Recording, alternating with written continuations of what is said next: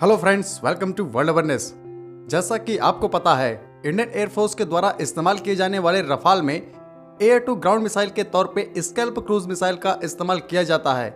तो इंडिया चाहता है कि इस मिसाइल की जो मैन्युफैक्चरिंग है वो इंडिया में ही की जाए, और इंडिया के द्वारा इस मिसाइल को बनाने वाली कंपनी जिसका नाम है MBDA, उससे बातचीत भी स्टार्ट कर दी गई है। इंडियन एयरफोर्स चाहती है कि जिस तरीके से ये मिसाइल्स रफाल फाइटर जेट के द्वारा इस्तेमाल किए जा रहे हैं, उसी तरह जो हमारे फ्यूचर के इंडिजीनियस एयरक्राफ्ट बन रहे हैं, जैसे तेजस मार्क 1A, तेजस मार्क 2 और हमारा 5th generation fighter aircraft AMCA, उन फाइटर्स में भी इस मिसाइल का इस्तेमाल किया जाए।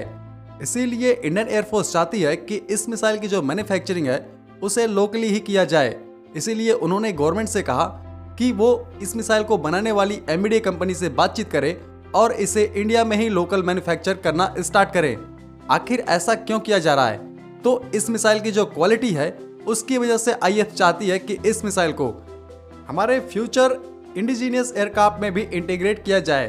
तो आखिर इंडियन एयरफोर्स के द्वारा इसी मिसाइल को क्यों चूज किया जा रहा है? तो हम आपको बता दें कि ये मिसाइल काफ़ी ज़्यादा कैपेबल मिसाइल है और इसे इंडियन एयरफोर्स के द्वारा पहले से भी इस्तेमाल किया जा रहा है। तो इसकी कैपेबिलिटी क्या क्या है हम आपको बताते हैं।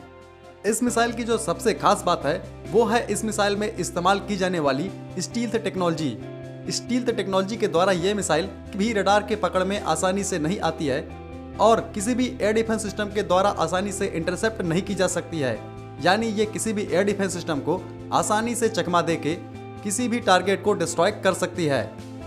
स्कैल्प क्रूज मिसाइल में 2 विंग्स लगे होते हैं जो फोल्डेड कंडीशन में होते हैं, लेकिन जब इन्हें फायर किया जाता है तो ये विंग्स खुल जाते हैं और इसमें लगा हुआ टर्बोजेट इंजन स्टार्ट हो जाता है जो इसे एक बेहतरीन स्पीड प्रोवाइड करता है। उसके बाद ये मिसाइल 30 से 40 मीटर के एल्टीट्यूड पे उड़ान भरती है, जिससे ये रडार के पकड़ में जल्दी नहीं आती है। अगर इस मिसाइल के हम रेंज की बात करें तो इसकी मैक्सिमम रेंज 560 किलोमीटर की है और ये मिसाइल अपने विंग्स और अपने टर्बोजेट इंजन की वजह से ग्लाइड करते हुए किसी भी एयर डिफेंस सिस्टम को आसानी से चकमा देते हुए अपने टारगेट को डिस्ट्रॉय कर देती है। स्कैल्प क्रूज मिसाइल की जो टॉप स्पीड है वो है 0.85 मैक की, जो होती है 1000 किलोमीटर पर आवर। यह मिसाइल किसी नॉन मूविंग टारगेट के ही खिलाफ इफेक्टिव है, जैसे बंकर, रनवे या फिर कोई कमांड या कंट्रोल सेंटर। अगर हम इस मिसाइल की लेंथ की बात करें तो इस मिसाइल की लेंथ 5.1 मीटर की है तथा इसका डायोमीटर 0.48 मीटर का है। इस मिसाइल का जो टोटल वजन है वो है 1300 kg और इसमें 450 kg के वॉरहेड का इस्तेमाल किया जाता है जो कन्वेंशनल वॉरहेड होता है।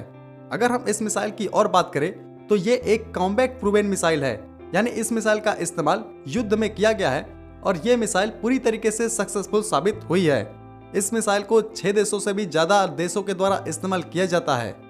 गाइडेंस सिस्टम के तौर पे इस मिसाइल में ग्लोबल पोजिशनिंग सैटेलाइट और इनर्शियल नेविगेशन सिस्टम का इस्तेमाल किया जाता है। साथ ही साथ ये मिसाइल टेरेन प्रोफाइल मैचिंग करने में भी पूरी तरीके से कैपेबल है और इसकी यही कैपेबिलिटी इस क्रूज मिसाइल को दुनिया की सबसे बेहतरीन मिसाइल्स में लाके खड़ा करता है। अब हम आपको बताते हैं कि आखिर इंडियन एयरफोर्स इस मिसाइल को भारत में ही क्यों मैन्युफैक्चर करवाना चाहती है। तो मैं आपको बता दूं कि अगर इस मिसाइल की मैन्युफैक्चरिंग हमारे देश में होगी तो इस मिसाइल का जो कॉस्ट है वो भी काफी कम हो जाएगा और इंडियन एयरफोर्स के द्वारा इसे आसानी से एक्वायर कर लिया जाएगा। और जो हमारे भविष्य के इंडिजीनियस फाइटर हैं, जैसे तेजस मार्क 1A, तेजस मार्क 2 और हमारा 5th generation fighter aircraft AMCA, अगर इन फाइटर्स में इन मिसाइलों को लगा दिया जाएगा तो इन फाइटर जेट की जो ग्राउंड स्ट्राइक कैपेबिलिटी है वो काफी हद तक इंक्रीज हो जाएगी और वो दुश्मन को दूर से ही आसानी से डिस्ट्रॉय कर सकेंगे। वैसे इंडियन एयरफोर्स के द्वारा हमारी खुद की इंडिजीनियस डेवलप की हुई ब्रह्मोस सुपरसोनिक क्रूज मिसाइल का इस्तेमाल भी किया जाता है। तो आप सोच रहे होंगे कि जब इंडियन एयरफोर्स हमारी खुद की ब्रह्मोस मिसाइल का इस्तेमाल करती है तो फिर ये स्कैल्प मिसाइल को क्यों लेना चाहती है। तो मैं आपको बता दूं कि जो हमारी ब्रह्मोस मिसाइल है उसका वजन लगभग 2.5 टन का है और इस स्कैल्प क्रूज मिसाइल का जो वजन है वो 1300 kg का है। और ज्यादा वजनी होने के कारण जो हमारी ब्रह्मोस मिसाइल है उसे केवल Su-30 MKI के ही द्वारा कैरी किया जा सकता है, जबकि जो स्कैल्प मिसाइल है उसका वजन काफी कम है, तो उससे हमारे जो आगे के इंडिजीनियस फाइटर हैं वो भी उन्हें कैरी कर सकेंगे। तो आज की वीडियो को मैं यहीं खत्म करता हूँ। जय हिंद।